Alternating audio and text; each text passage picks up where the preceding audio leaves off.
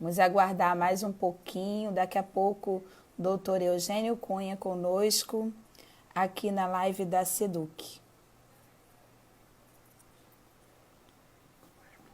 Que bom que as pessoas aí estão colocando, né, que gostaram do horário. Sei que para alguns estão largando da sala de aula virtual agora, né, nesse momento, mas procurando atender aí um pouquinho a todos, né?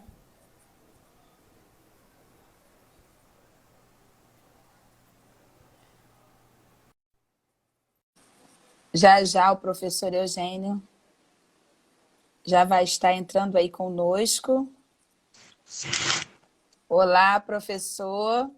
Tudo bem? Boa tarde. Boa Vamos tarde. aguardar só mais um pouquinho aí que a galera está chegando na nossa live. É um prazer tê-lo aqui conosco da SEDUC, né, para trazer conhecimento, troca aí de conhecimento e experiência, né? Já já vamos dar início aí, quantas pessoas estão entrando, né? Vou falando aqui um pouquinho do que é a SEDUC, né? A SEDUC é uma empresa de consultorias educacionais e workshops. Trabalhamos de forma presencial, com oficinas práticas, né? E essa é a nossa terceira live aqui no Instagram, né? É com muito prazer que vamos recebê-lo hoje, né? Semana passada nós tivemos o prazer de receber o grande professor Leonardo Barbosa, né? É matemático da área das exatas, analista de sistemas, e aí somando todas as formações dele, né, para conversar conosco sobre aprendizagem personalizada, principalmente no que tange à tecnologia, né, os recursos para a sala de aula virtuais e até em tempo real, né? Ele conversou conosco sobre plataformas de ensino, possibilidades de aplicações gratuitas para somar nas aulas, né? E depois dessa semana aí corrida para alguns, né? Estamos aí trazendo mais um conhecimento aí na área da educação e principalmente da inclusão, né? A busca por esse conhecimento sempre será algo ímpar. Entretanto, se a pessoa daquelas acima da média, né, e não divulga os resultados obtidos, este conhecimento acaba não servindo para nada, né, a não ser na questão das suas individualidades. Então, através de pesquisas, chega-se a teorias, os conceitos, né, graus elevados de formação, como vacinas, curas diante dessa pandemia, novos produtos, dentre tantas outras coisas. Tudo pela busca do conhecimento. E, por consequência, a sua concretização, né? Podem ser a contribuição que uma pessoa pode dar e deixar aí para a sociedade, transformando-se neste tal mérito que muitos buscam, que nós podemos chamar de legado, né? Nem todos deixam o seu legado, mas como seria importante que tudo isso, pesquisas, livros, artigos, né, pudessem passar de geração para geração e esses frutos fossem perpetuados aí na história de muita gente. E aí, por fim, né, a expectativa dá asas à realidade e para tal a SEDUC vem com muito carinho e respeito, recebendo com muita satisfação o doutor Eugênio Cunha, né? Doutor em educação, psicopedagogo, jornalista, palestrante, pesquisador, autor de vários livros na área da educação e principalmente da inclusão. Eu sou muito fã de inclusão, né? Estudo, né? Faço essa especialização. Então, seja muito bem-vindo, doutor Eugênio. O canal, nesse momento, está aberto para o senhor. Quero que o senhor transmita suas primeiras palavras, né? Neste fim de sexta-feira, nesse finalzinho de tarde, que o senhor conte um pouquinho, né, sobre a sua trajetória na educação. A palavra é sua nesse momento. Seja bem-vindo aqui na nossa live da SEDUC. Boa tarde, Cristina. Para mim muito gratificante estar com vocês, né? E eu me sinto muito honrado pelo seu convite.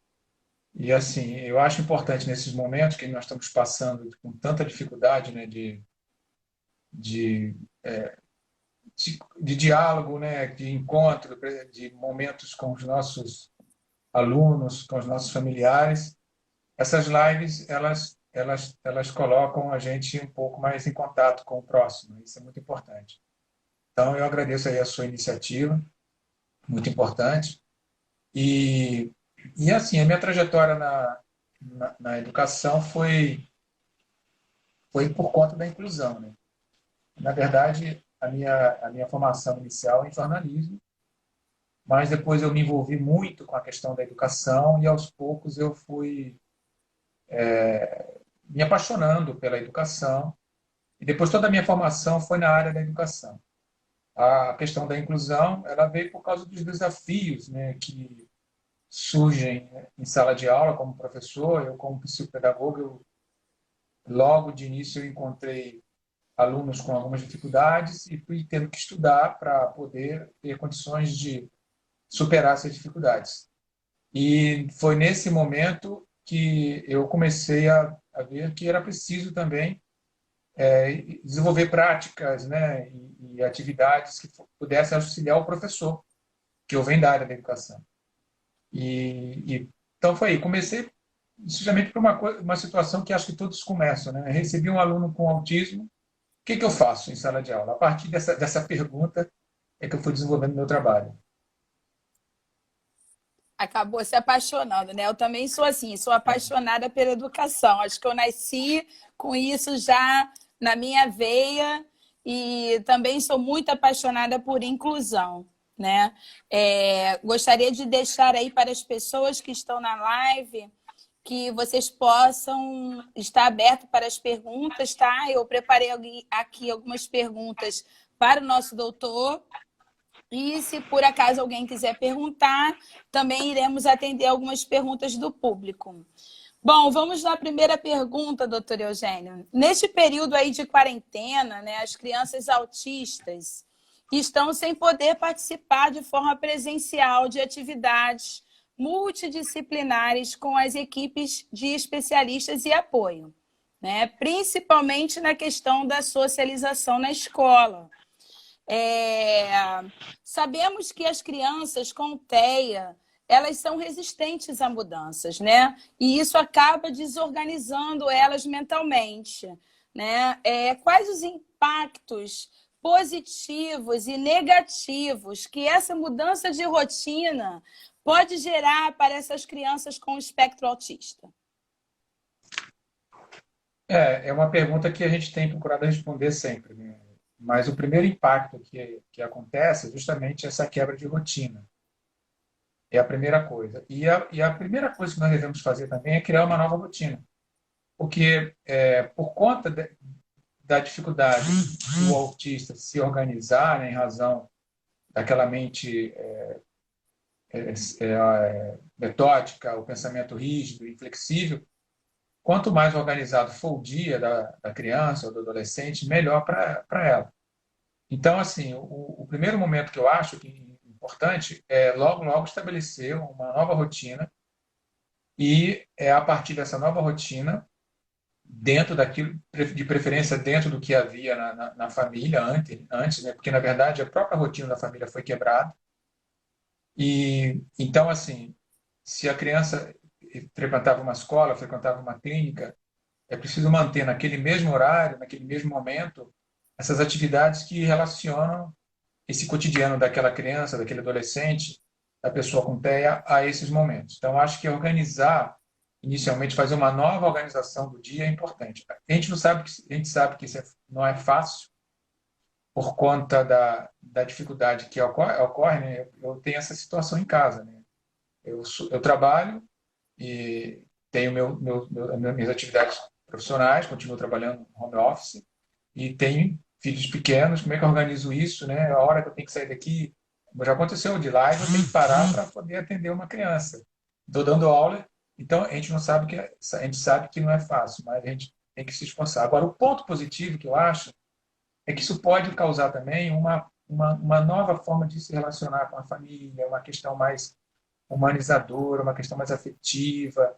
A gente pode tratar de assuntos ligados mais às emoções, quer dizer, esquecer um pouco as questões acadêmicas, né, da escola e pensar também nas questões mais emocionais, socioafetivas. Eu acho que esse momento propicia essa condição também. Perfeito, professor, perfeito. É verdade. A gente acaba tendo que se reinventar nesse momento, né, de pandemia, se ressignificar. Realmente é bem complicado aí, principalmente para essas crianças, né, com questões especiais, né, porque os pais acabam tendo que fazer dupla jornada de professor, de especialista, de pais, um pouquinho de cada coisa, né? A família que tem um filho neuroatípico, ela já enfrenta um grande desafio, né? E agora, diante da pandemia, muitos colaboradores desse processo da criança estão também em isolamento, né? Como os especialistas, os psicólogos, fisioterapeutas, fonoaudiólogos. Quais são as orientações e quais as sugestões de atividades, né, que o senhor poderia dar a essas famílias para ajudar nesse processo de desenvolvimento das habilidades dessas crianças em casa?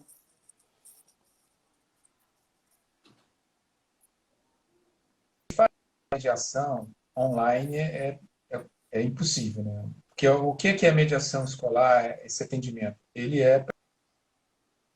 Mas o que eu sugiro sempre para as famílias, e também para lá, eu coordeno um colégio, eu sou coordenador do Colégio Objetivo, em Camboinhas, aqui em Niterói. Sou professor da Universidade da Celso Lisboa, mas eu estou vivendo essa realidade dos dois lados, como pai, como profissional, como professor. Nós temos dentro do Colégio Objetivo, nós temos lá crianças com autismo, crianças com outras situações, né, de aprendizagem. O que a gente sugere sempre é que haja esse momento individualizado, ou com o mediador, ou com o professor, porque esse contato ele tem que continuar, mesmo que seja virtual. Mas o autista, principalmente ele, tem que olhar para o rosto dessa pessoa que estava cotidianamente com ele na escola, estava sempre durante as situações de aprendizagem. Então, essa é uma forma de a gente tentar minimizar isso. E os profissionais que atendem também, eu conheço vários que continuam atendendo virtualmente, em home office. Então, eu acho que esse contato deve continuar. A família, na minha opinião, deve procurar os profissionais, deve procurar a própria escola e tentar, de alguma forma, manter esse contato. Isso não pode terminar, né? E mesmo precariamente, mesmo numa situação que não é ideal, mas a gente procura manter, pelo menos, essa dinâmica, esse contato, porque isso é importante. Perfeito. E assim, em relação aos mediadores escolares, né? Por exemplo, como o mediador escolar, né, ele poderia realizar essa mediação de forma remota, né, à distância, porque alguns autistas a gente sabe que nós temos os clássicos, temos os severos, né, alguns bem complicados de ficar quietinhos. Então, como o mediador poderia ajudar nesse momento remoto aí para eles? É, é, eu acho que, primeiramente, né, as atividades adaptadas, elas têm que continuar. Eu pedi isso lá na escola, nós temos lá uma situação assim, de alunos mais comprometidos, em que eu solicitei que a mediação continuasse sendo feita através da adaptação das atividades. Agora, é importante que haja também esse contato pessoal, como eu acabei de falar, né? Mas aí, o que deve ser feito não está mais no campo mais da aprendizagem acadêmica, vamos pensar assim. Ainda que seja possível você fazer algum tipo de aprendizagem, de algum tipo de atividade, individualmente, você de um lado da internet, da web, e a pessoa do outro lado, né? ainda que seja possível fazer isso, em muitos casos é possível, mas nunca vai ser da mesma forma como nós fazemos presencialmente. O que eu sugiro é que esses contatos sejam muito mais humanizadores, né? Muito mais na questão da afetividade, da conversa, da interação, da relação mais Manter o interpessoal, que eu acho vínculo, né? manter o vínculo, eu acho que isso aí é que é fundamental para que não se perca esse elo. Porque, na verdade, todas as crianças, não posso dizer todas, mas grande parte das crianças neurotípicas e crianças com dificuldades vão apresentar gaps no final da quarentena. As escolas vão ter que se organizarem para procurar atender esses buracos, essas dificuldades, para que isso não se perpetue até o final do ano ou até o ano seguinte. Então, a gente vai ter, daqui para frente, um trabalho muito grande na parte acadêmica dos alunos. Porém, essa parte mais humana, essa parte mais interpessoal, isso pode continuar, isso pode ser desenvolvido de uma outra forma, mas pode ser desenvolvido. Perfeito. Quem quiser fazer perguntas, aproveitem aí o momento, né, com o doutor Eugênio Cunha, doutora em Educação e Inclusão, para quem chegou depois, né? Jornalista, psicopedagogo. Então, se alguém tiver alguma dúvida, aproveitem aí o momento de perguntas, ok? Bom, doutor, a SEDUC, né, ela acompanha assim, algumas escolas pelo trabalho que nós realizamos em relação às consultorias educacionais. Né? Profissionais de educação, também como algumas famílias, porque a gente também trabalha com esse serviço particular de mediação escolar, né? Nós temos cursos de mediação também. Então, muitas são as dúvidas, né? Se a gente for atender todas, vamos ficar aqui até amanhã esclarecendo de perguntas, né? Mas algumas queixas dessas famílias, desses profissionais, quanto à falta de um padrão entre as escolas, umas utilizam videoaulas, né? Outras em tempo real, outras uma série de atividades impressas, enfim. Parece que o momento, né, pegou muitas instituições e profissionais de surpresa, né? Acarretando aí um momento confuso, meio conturbado. Creio que agora que está começando a entrar no eixo, né? Porque já vem assim há mais de um mês as pessoas nessas aulas remotas, então as famílias já estão se acostumando, as crianças estão começando a criar essa autonomia, né? O que o senhor acredita ser a melhor prática nesse momento? Eu falei isso para os meus professores quando começou a pandemia, o momento do isolamento social, e continuo afirmando, é a diversidade, diversificar.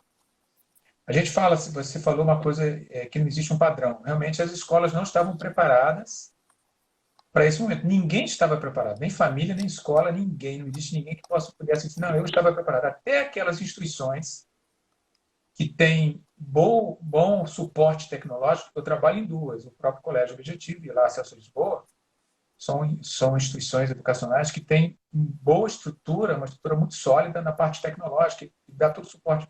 Mas só que nós não estamos falando de um ensino EAD, nós estamos falando de um ensino presencial que foi abruptamente transferido para EAD. Então, Sim. não é a mesma coisa, né? Por mais que a gente tente fazer... Então, essa é a primeira coisa, assim, fomos todos nós pegos de surpresa, não existe como nós fazermos de forma idêntica ao presencial, por mais que nós nos esforcemos, e os professores têm se esforçado, os coordenadores, os diretores, nunca será suficiente.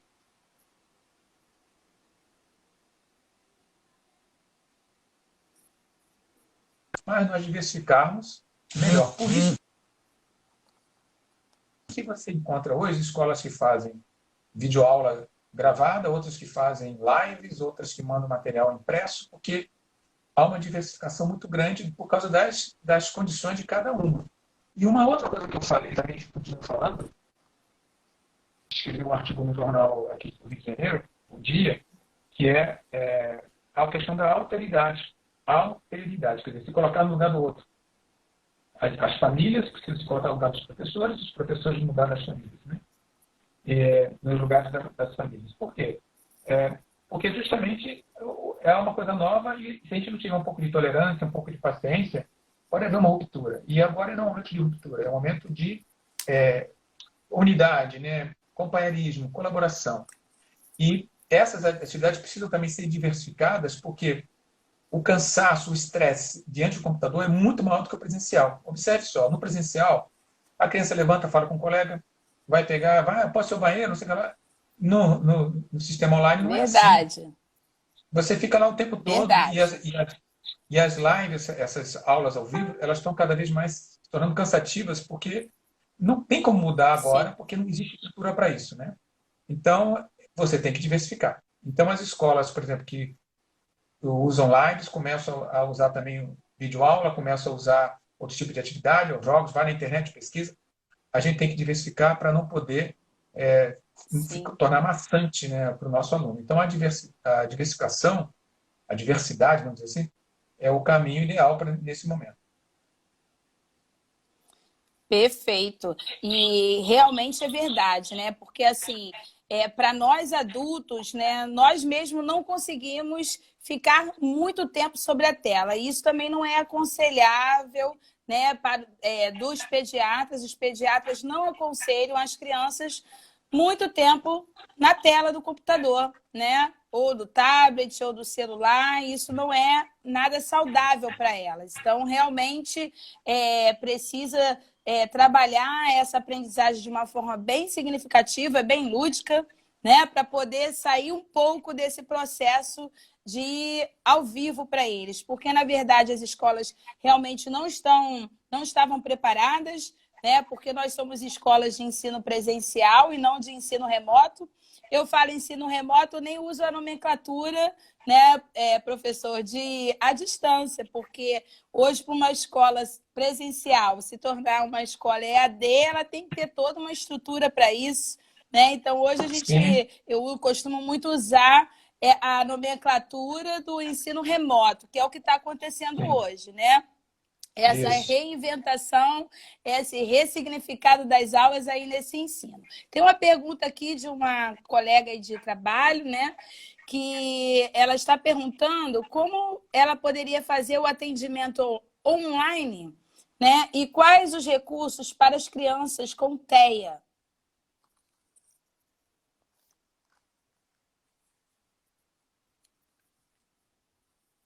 Realmente,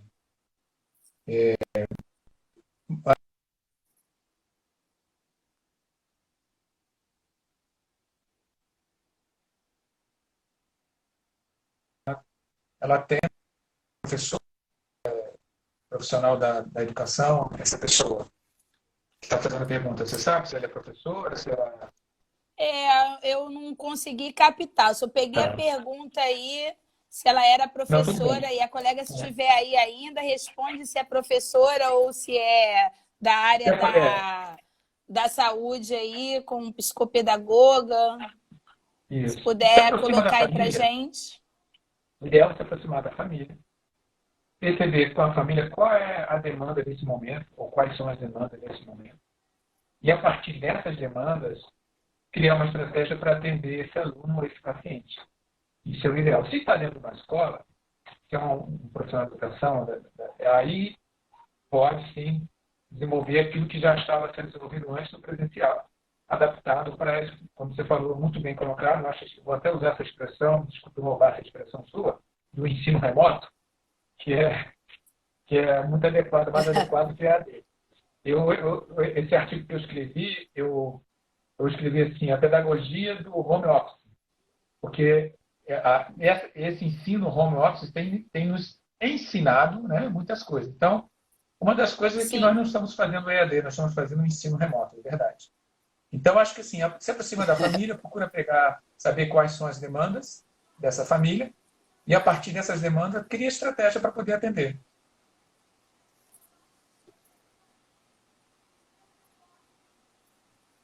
certo. Bom, é necessário, né, considerar também que estar em casa, todos juntos, né, é uma oportunidade muito rica de convivência e que deve ser valorizada. brincar com os filhos, cozinhar, né? Realizar atividades, além de favorecer os vínculos afetivos na família, né?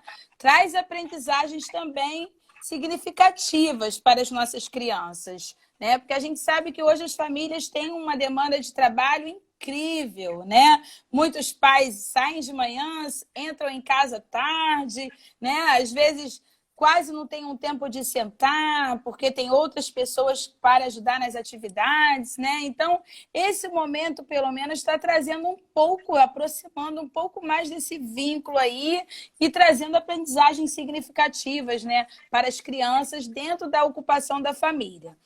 Mas uma das preocupações nesse momento da família, da maioria das famílias, né, é o aprendizado. As famílias ficam em dúvidas sem saber se a criança está aprendendo nesse ensino remoto ou não, né? Se ela está conseguindo aprender ou não. Se vai deixar lacunas, né, para o próximo ano letivo. Isso está impactando um pouco, né, em relação a essa preocupação do aprendizado. Né? Será que meu filho aprendeu? Será que ele não aprendeu? Será que essas aulas aí remotas estão dando certo? Né? O que fazer para que essa criança não regrida no processo de socialização, já que ela não está fazendo tanto esse processo de forma remota, né? Tendo em vista que esse aprendizado, né, acontece de maneira presencial. Então, de que forma aí, né, a gente pode ajudar nisso? As famílias podem colaborar e os professores também. O senhor ainda está aí porque eu não estou conseguindo visualizá-lo. Eu estou, mas só um minuto, Professor... que eu tenho... Está me ouvindo? Eu estou ouvindo o senhor, só não estou conseguindo visualizar o senhor. Deixa eu voltar aqui. Opa! E Oi, aí, tá? agora sim. Tá. É que às vezes some, né? Olha só, É a tecnologia, né? Faz parte. é o seguinte, né? Eu acho assim,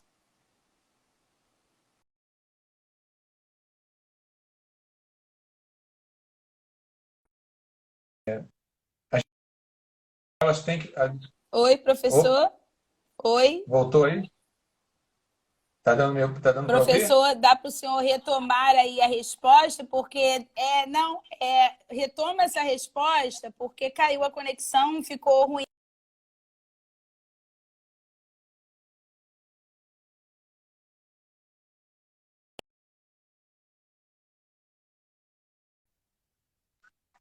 Está ouvindo? Oi, doutor Eugênio, Você está está ouvindo bem? ouvindo?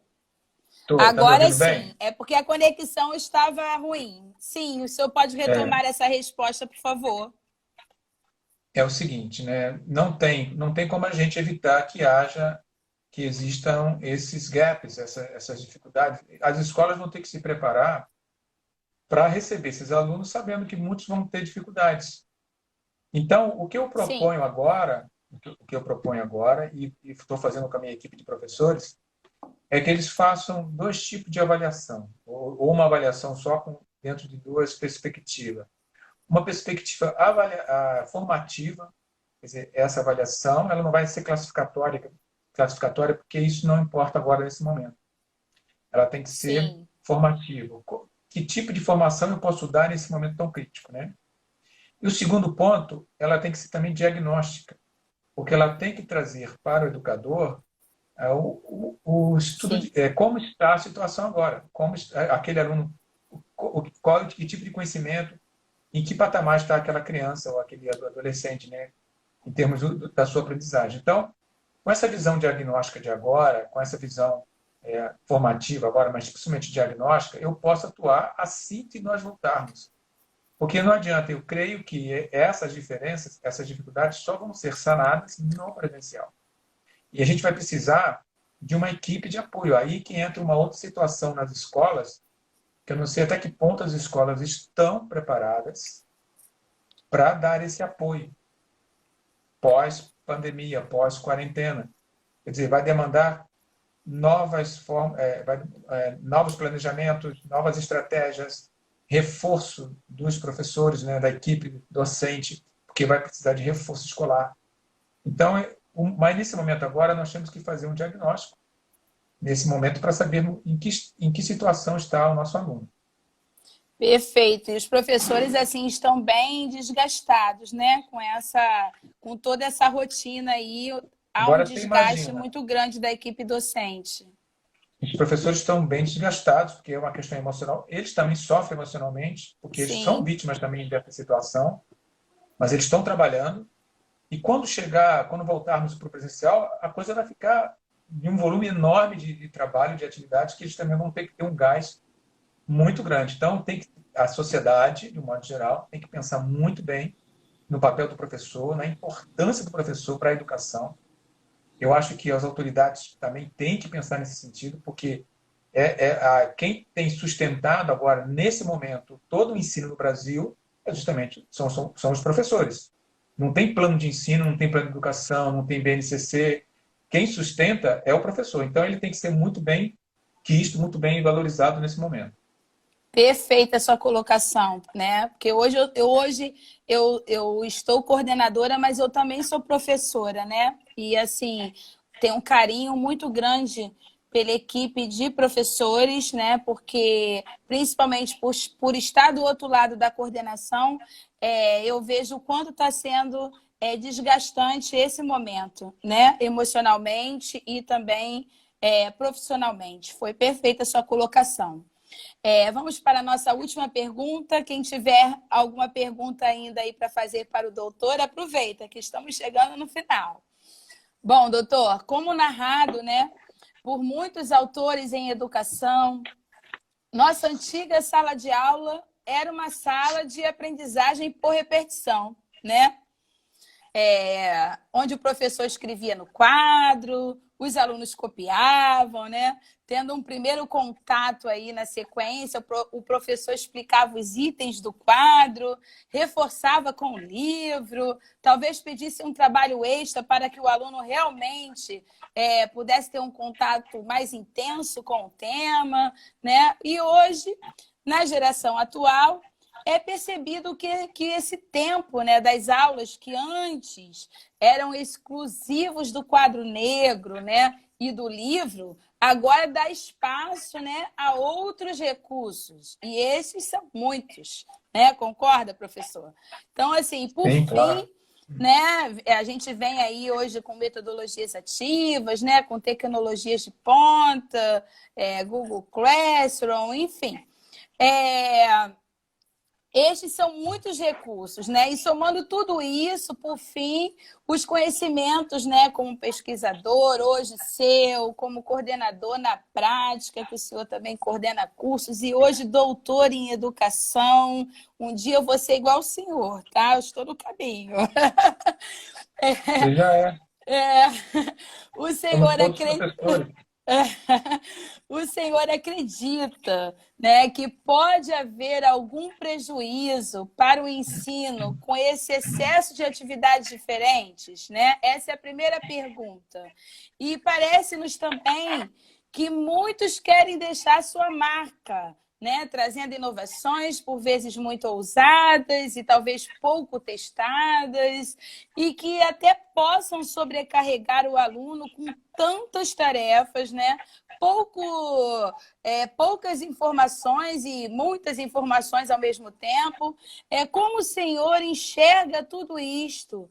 E estas constantes inovações, exemplo, cultura maker, gamificação, robótica. Qual a sua percepção para um futuro assertivo na educação mediante a tantos acontecimentos? A primeira pergunta que você fez, eu acho que. Repete aí para A ver. primeira pergunta eu fiz em relação ao trabalho extra, né? Que agora o tempo das aulas não eram como antigamente, né? E aí está tendo um excesso aí de trabalho, né? Com esses Sim, sim. recursos, Tá. né? Novos recursos aí tecnológicos, né? E aí o senhor, com toda a sua prática, acredita que pode haver algum prejuízo para o ensino com esse excesso de atividade, de Sim, inovação, né? nesse tempo agora, claro que há. Porque, como eu falei, né, a gente está no presencial, o aluno está sobrecarregado, ele sai para o recreio, ele brinca com os amigos, Sim, o professor vai para a sala dos professores, conversa, toma um cafezinho, dá uma dissipada naquele estresse. Agora não existe isso. E, de fato, eu vejo que muitas famílias têm reclamado dessa condição de excesso de atividades, porque os pais estão trabalhando em casa também, precisam do isso. computador. Tem crianças que só assistem, crianças e adolescentes só assistem as aulas pelo celular, não consegue Sim, digitar, só consegue ser receptor. Então, assim, é um veículo presencial, é como se fosse como se fosse, não, é um ensino expositivo apenas. Então, o que acontece, nesse momento pode ter um prejuízo, mas eu acho que esse desafio vai nos levar a ter uma projeção melhor para o futuro, porque os professores já se envolveram nessas ferramentas, já estão tendo uma. Eu acho que todos vão voltar diferentemente para o presencial, vão ter um pensamento diferente, como eu posso usar tal recursos. Então, eu acho que vai surgir, né, de certa forma, novas estratégias por conta dessa experiência tecnológica. Mas o que eu acho importante é o seguinte, né, tudo isso que você falou, gamificação, metodologias ativas, isso são estratégias que, guardadas a devida proporção, né, a cultura make, isso tudo aí são coisas que foram lá no início preconizadas por Maria Montessori, Frenet, Anísio Teixeira. Quer dizer, você tem um grupo de educadores que verdade, trabalhavam a questão de aprender fazendo. Né? A escola montessoriana é assim, a sala verdade. montessoriana, a, a Nada pedagogia do surgiu Frenet, agora. Nada surgiu agora. Só estava adormecido, né? já estava adormecido. Então, já é tempo de nós pegarmos essas ferramentas, esse ideal que a gente tem surgido agora, essas novas ideias, e transformarmos em práticas de ensino. Eu sou um defensor disso. Né? Há muitos anos eu trabalho através de um conceito que eu aprendi quando eu fiz o meu mestrado em tecnologia. Eu fiz o meu mestrado em tecnologia digital, aliás, tecnologia da informação e comunicação, e que é justamente a aprendizagem colaborativa. A aprendizagem colaborativa é aquela que se dá em que você conta com a participação essencial do seu aluno. Então, ele vai ter que trabalhar junto com você. Isso não é novo, isso é muito antigo. Então, Verdade. o que eu espero, apesar de todas essas questões que nós estamos discutindo aqui, essas dificuldades que nós estamos discutindo, né, que talvez haja, de fato, um excesso de tarefa, um acúmulo de tarefa, é que nós transformemos isso no futuro, no ensino presencial, de um ensino mais ativo, um ensino mais colaborativo, mais criativo, de maior participação dos alunos, que nós saiamos de uma vez por todas daquele ensino tradicional, monótono e cansativo, e passamos a trabalhar em parceria com os nossos alunos. Olha só o que está acontecendo agora. Escola e família estão tecendo parcerias, porque os papéis se confundiram. O que era muito definido anteriormente, qual era o papel da escola, qual era o papel da família, hoje você não diz com clareza, porque as coisas estão bem misturadas. Né? Então, que continue havendo essa mistura, essa parceria, esse contato, essa colaboração. Isso é o que eu chamo de ensino colaborativo, ou aprendizagem colaborativa, em que você sai de uma aprendizagem diretiva, que é justamente o professor dirige todo o processo sozinho, isolado, para uma aprendizagem que você vai desenvolver a autonomia do aluno, vai desenvolver também a criatividade dele, e, por fim, uma grande teia de colaboração. Isso se chama metodologias ativas, isso se chama aprendizagem contemporânea, o nome que você queira dar. Mas nós não podemos continuar com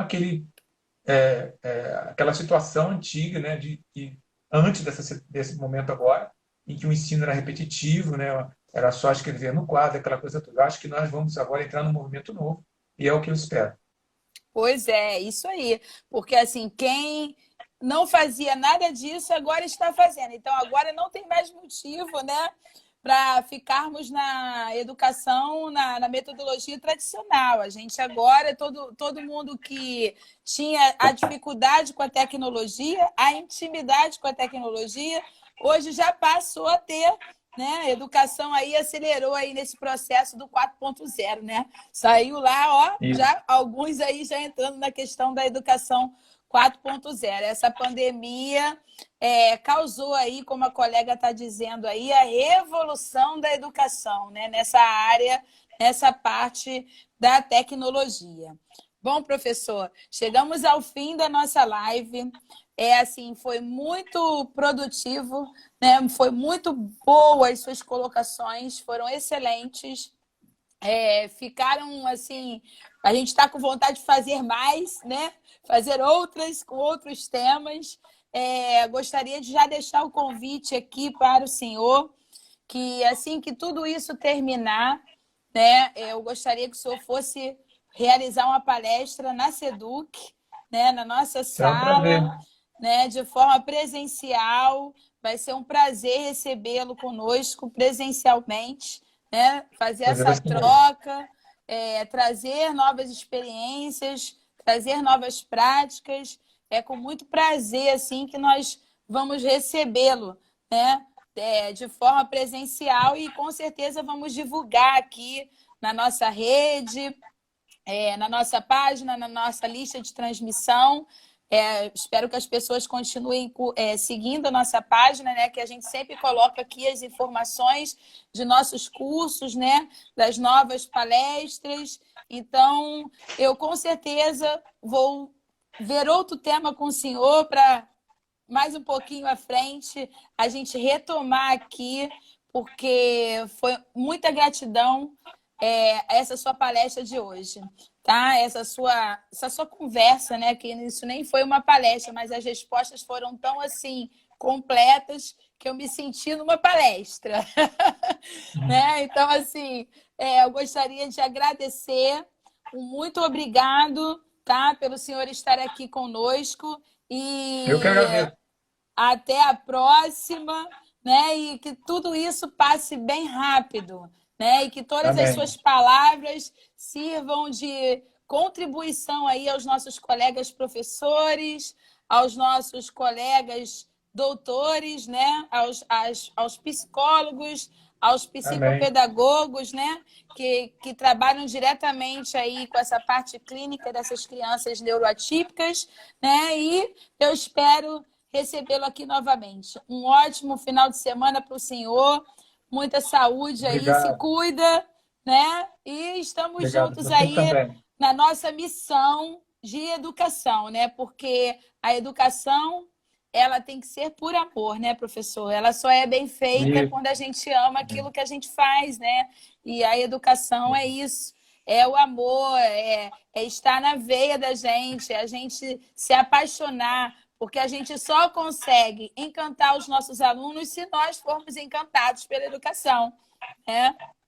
Então, muito nós, obrigada aí pela sua eu que agradeço. contribuição educacional para todos nós, tá bom, professor? Muito obrigado. Se eu Um gostaria abraço de para falar alguma todos. coisa?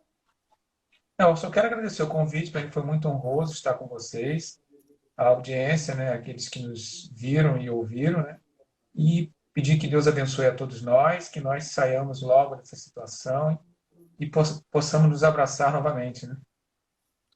Muito obrigada, professor. Muito obrigado Eu que mesmo. agradeço. Uma ótima noite aí para o senhor, boa noite a Você todos e também. obrigado a todos que participaram aqui conosco de mais um momento, né? Sábado que vem temos Obrigado. mais lives por aí e vamos divulgar aqui na nossa página. Um abraço para vocês, uma ótima noite, um ótimo final de semana. Tchau, tchau. Tchau.